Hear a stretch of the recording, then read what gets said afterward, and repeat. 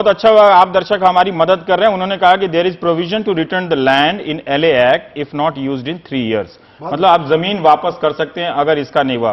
महाबल मिश्रा जी, एक सवाल अब तक ये आ रहा था आप लोगों के सामने कि रॉबर्ट वाड्रा तो पब्लिक सर्वेंट है नहीं, हालांकि उनको बहुत तरह की रियायत दी गई जो अच्छे अच्छे पब्लिक सर्वेंट को भी नहीं मिलती है, वो अलग बात है, ठीक है।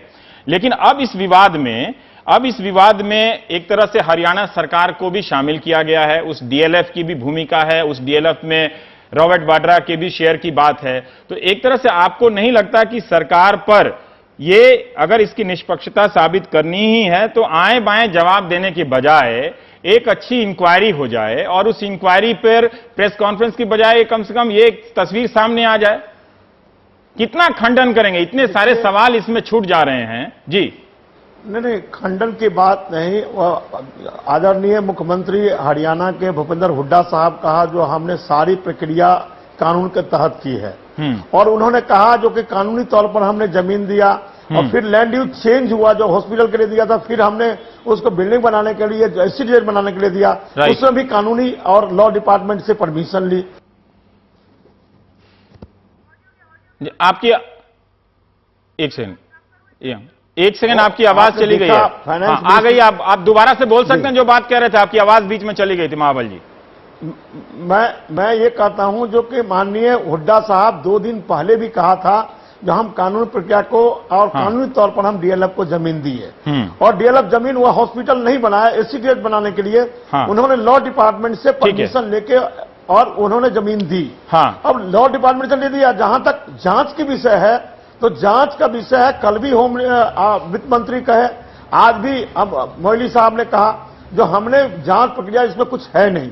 तो मैं समझता हूं यदि है कुछ तो केजरीवाल साहब को कोर्ट जाना चाहिए। वो क्यों जाएंगे कोर्ट? आप क्यों नहीं जा रहे हैं कोर्ट?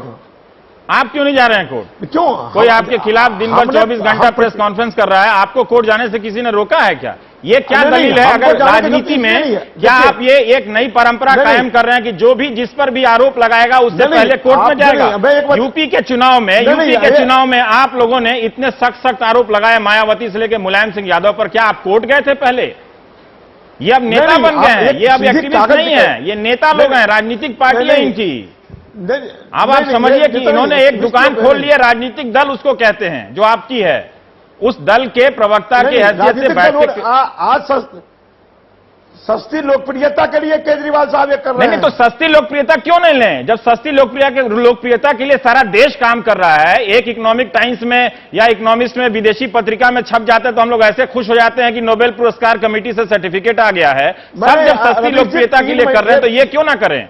मेरा सवाल यह है कि ये कानून अदालत में जाने का मामला, आप देखिए, आप लोकसभा के प्रतिनिधि हैं और आप खूब अच्छी तरह से घाघ नेता हैं, बढ़िया नेतागिरी करते हैं, इसीलिए आपके इस जवाब पे मुझे थोड़ा सा हैरानी हो रही है कि जो लोग पब्लिक कॉन्टेक्ट में रहते हैं वो ये क्या बात कर रहे हैं? रोज आप पे 50 आरोप लगते होंगे, रोज लगते होंगे 50।